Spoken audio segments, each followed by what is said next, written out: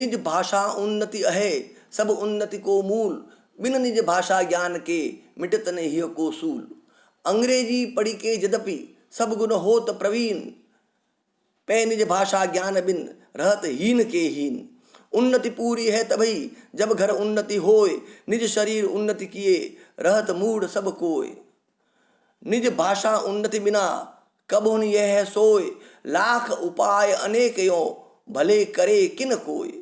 एक भाषा एक जीव एक, मति सब घर के लोग। तबे बनत है सबन सो, मिटत मूढ़ता सोग। और एक अति लाभ यह, या में प्रकट लखात। निज भाषा में कीजिए जो विद्या की बात।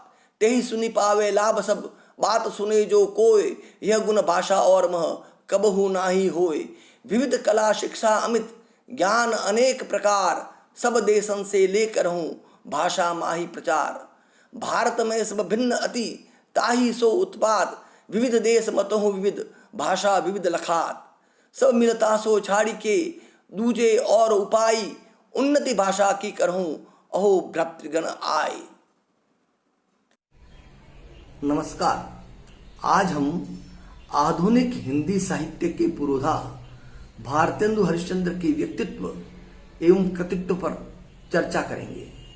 भारतेंदु हरिश्चंद्र का जन्म 9 सितंबर 1850 में काशी के एक प्रतिष्ठित वैश्य परिवार में हुआ। इनके पिता गोपाल चंद्र एक अच्छे कवि थे और गिरधर दास उपनाम से कविता लिखा करते थे। भारतेंदु का मूल नाम हरिश्चंद्र था और भारतेंदु उनकी उपाधि थी। 1857 में प्रथम भारतीय स्वतंत्रता संग्राम के समय उनकी आयु मात्र 7 वर्ष की होगी। ये दिन उनकी आंख खुलने के थे। भारतेंदु का कृतित्व साक्ष्य है कि उनकी आंखें एक बार खुली तो फिर बंद नहीं हुई। भारतेंदु के पूर्वज अंग्रेज भक्त थे, उनकी ही कृपा से धनवान हुए। इनकी 5 वर्ष की आयु में माता की मृत्यु हुई। पिता की मृत्यु इनकी 10 वर्ष की उम्र में हो गई। इस तरह माता पिता के सुख से भारतेंदु वंचित हो गए। बचपन में विमाता ने खूब सताया। शिक्षा की व्यवस्था प्रथा पालन के लिए होती रही। संवेदनशील व्यक्ति के नाते उनमें स्वतंत्र रूप से देखने, सोचने, समझने की आदत का विकास होने लगा। प्रिंस कॉलेज बनारस में प्रवेश लेकर कॉलेज आते जाते रहे, पर यहां से मन बार बार भागता रहा। स्मरण शक्ति तीव्र थी, ग्रहण क्षमता अद्भुत, इसलिए परीक्षाओं में उत्तीर्ण होते रहे। बनारस में उन दिनों अंग्रेजी पढ़े लिखे और प्रसिद्ध लेखक राजा शिव प्रसाद सितारे हिंद थे। भारतेंदु शिष्य भाव से उनके यहाँ जाते, उन्हीं से अंग्रेजी शिक्षा सीखी। स्वाध्याय से संस्कृत, मराठी, बंगला, गुजराती, पंजाबी, उर्दू भाषाएं सीख ली। भारतेंदु आधुनिक हिंदी साहित्य के साथ साथ हिंदी थिएटर के भी पितामह कहे जाते हैं। नव जागरण की मशाल थामने वाले भारतेंदु ने अपनी रचनाओं के जरिए गरीबी, गुलामी और शोषण के खिलाफ आवाज बुलंद की। गद्यकार, कवि, नाटककार, व्यंग्यकार और पत्रकार भारतेंदु ने बाल विबोधिनी पत्रिका, हरिश्चंद्र पत्रिका और कवि वचन सुधा पत्रिकाओं का संपादन किया। कवि वचन सुधा पत्रिका तो सिर्फ 18 वर्ष की उम्र में निकाली, जिसमें उस वक्त के बड़े बड़े विद्वानों की रचनाएं प्रकाशित होती थी। हिंदी में नाटकों की शुरुआत भारतेंदु हरिश्चंद्र से मानी जाती है। भारतेंदु के नाटक लिखने की शुरुआत बांग्ला के विद्या सुंदर नाटक के अनुवाद से हुई। खड़ी बोली में नाटक लिखकर भारतेंदु ने हिंदी नाटकों को नई दिशा दी। भारतेंदु के साहित्यिक योगदान के कारण 1857 से 1900 तक के काल को भारतेंदु युग के नाम से जाना जाता है। भारतेंदु रचित प्रमुख रचनाएं इस प्रकार है। नाटक वैदिकी हिंसा हिंसा न भवति, भारत दुर्दशा, सत्य हरिश्चंद्र, श्री चंद्रावली, नील देवी, अंधेर नगरी, काव्य कृतियां, भक्त सर्वस्व, प्रेम मालिका, प्रेम माधुरी, प्रेम तरंग, उत्तरार्ध भक्तमाल, प्रेम पलाप, गीत गोविंदानंद, होली, मधुमुकुल, राग संग्रह, वर्षा विनोद, विनय प्रेम पचासा, फूलों का गुच्छा, प्रेम फुलवारी और कृष्ण चरित्र। वे एक उत्कृष्ट कवि, सशक्त व्यंग्यकार, सफल नाटककार, जागरूक पत्रकार तथा ओजस्वी गद्यकार थे। इसके अलावा वे लेखक, कवि, संपादक, निबंधकार एवं कुशल वक्ता भी थे। भारतेंदु जी ने मात्रा और गुणवत्ता की दृष्टि से इतना लिखा कि उनका समूचा रचना कर्म पथ प्रदर्शक बन गया। अपनी देशभक्ति के कारण राजभक्ति प्रकट करते हुए भी उन्हें अंग्रेजी हुकूमत का कोपभाजन बनना पड़ा।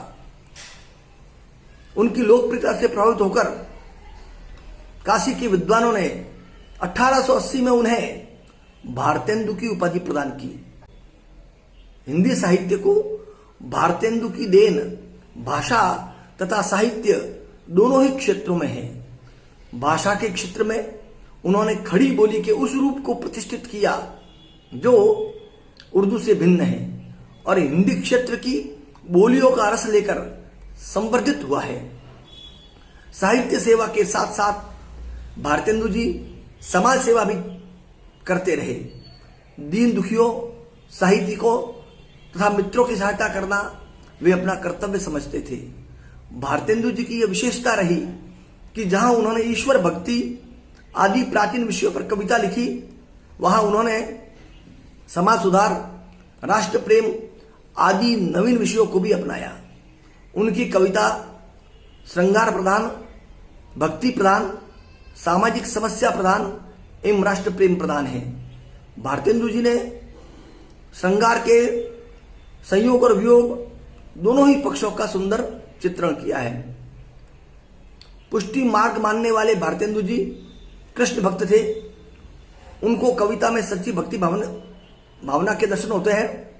वे कामना करते हैं, बोलियो करे नूपुर स्त्रीन के निकट सदा, पद तल माही मन मेरो विहरियो करे, बाजियो करे बंसी धुनी पूरी रोम रोम, मुख मंद मुस्कानी मंद मन ही हास्यो करे। भारतेंदु जी ने अपने सामाजिक समस्या प्रधान काव्य में अनेक समस्याओं का चित्रण किया। उन्होंने कुरीतियों पर तीखे व्यंग्य किए, महाजनों और रिश्वत लेने वालों को भी नहीं छोड़ा। चूरन अमले जो सब खाते, दूनी रिश्वत तुरंत बचाते, चूरन सभी महाजन खाते, जिससे जमा हजम कर जाते। राष्ट्र प्रेम प्रधान भारतेंदु जी की काव्य में राष्ट्र प्रेम की भावना स्पष्ट दृष्टिगोचर होती है। भारत के प्राचीन गौरव की झांकी वे इन शब्दों में प्रकट करते हैं, भारत के भुजबल जग रक्षित, भारत विद्यालय जगत शिक्षित, भारत तेज जगत विस्तारा, भारत भय कंपित संसारा। प्रकृति चित्रण में भारतेंदु जी को अधिक सफलता नहीं मिली क्योंकि वे मानव प्रकृति के शिल्पी थे। बाह्य प्रकृति में उनका मर्म पूर्ण रूपेण नहीं रम पाया। चंद्रावली नाटिका के यमुना वर्णन में अवश्य सजीवता है। प्रकृति वर्णन में यमुना की शोभा का यह उदाहरण दर्शनीय है। तरनी तनुजा तट तमाल तरुवर बहु छाए, झुके कूल सो जल परसन हित मनहु सुहाए। भारतेंदु जी की काव्य की भाषा प्रधानतः ब्रज भाषा थी। उन्होंने ब्रज भाषा के अप्रचलित शब्दों को छोड़ उसके परिष्कृत रूप को अपनाया। उनकी भाषा में जहां जहां उर्दू और अंग्रेजी के प्रचलित शब्द भी जाते हैं, मुहावरों का प्रयोग सफलतापूर्वक हुआ है। भारतेंदु जी की भाषा सरल और व्यवहारिक है। उन्होंने हिंदी के विकास में महत्वपूर्ण कार्य किया। भाव, भाषा और शैली में नवीनता तथा मौलिकता का समावेश करके उन्हें आधुनिक काल के अनुरूप बनाया। मातृभाषा की सेवा में उन्होंने अपना जीवन व संपूर्ण धन अर्पित कर दिया। हिंदी भाषा की उन्नति उनका मूल मंत्र था। निज भाषा उन्नति है सब उन्नति को मूल, बिन निज भाषा ज्ञान की मिटे नहीं को शूल। भारतेंदु जी के काव्य में श्रृंगारिक कविताओं में रीतिकालीन रसपूर्ण अलंकार शैली, भक्ति के पदों में भावात्मक शैली, समाज सुधार की रचनाओं में व्यंग्यात्मक शैली व देश प्रेम की कविताओं में उद्बोधन शैली के दर्शन होते हैं। भारतेंदु जी ने लगभग सभी रसों में कविता की है। श्रृंगार और शांत रस की प्रधानता है। श्रृंगार के दोनों पक्षों का भारतेंदु जी ने सुंदर वर्णन किया है। उनके काव्य में हास्य रस की भी उत्कृष्ट योजना मिलती है। उन्होंने अपने समय में प्रचलित प्रायः सभी छंदों को अपनाया है। उन्होंने केवल हिंदी के ही नहीं, उर्दू, संस्कृत, बंगला भाषा के छंदों को भी स्थान दिया है। अलंकारों का प्रयोग भारतेंदु जी के काव्य में सहज रूप से हुआ है। हिंदी को न्यायालयों की भाषा बनाने हेतु उन्होंने कहा, यदि हिंदी अदालत की भाषा हो जाए तो सम्मन पहुंचाने के लिए 2-4 आने कौन देगा, और साधारण सी अर्जी लिखवाने के लिए कोई रुपया 8 आने क्यों देगा। तब पढ़ने वालों को यह अवसर कहां मिलेगा कि गवाही के सम्मन को गिरफ्तारी का वारंट बता दे। सभी सभ्य देशों की अदालतों में उनके नागरिकों की बोली और लिपि का प्रयोग किया जाता है। अपनी इन्हीं विशेषताओं के कारण भारतेंदु हिंदी साहित्य आकाश के एक देदीप्यमान नक्षत्र बन गए और उनका युग भारतेंदु युग के नाम से प्रसिद्ध हुआ। 6 जनवरी 1885 को सिर्फ 34 वर्ष 4 माह की उम्र में उन्होंने चिर विदाई ले ली। निस्संदेह वे आधुनिक हिंदी साहित्य के युग पुरोधा थे। प्रिय श्रोताओं, भारतेंदु हरिश्चंद्र की रचनाओं का आप अध्ययन करें, आनंद लें और उनमें युग को बदलने की जो क्षमता थी उस क्षमता को जाने, पहचाने। धन्यवाद, नमस्कार।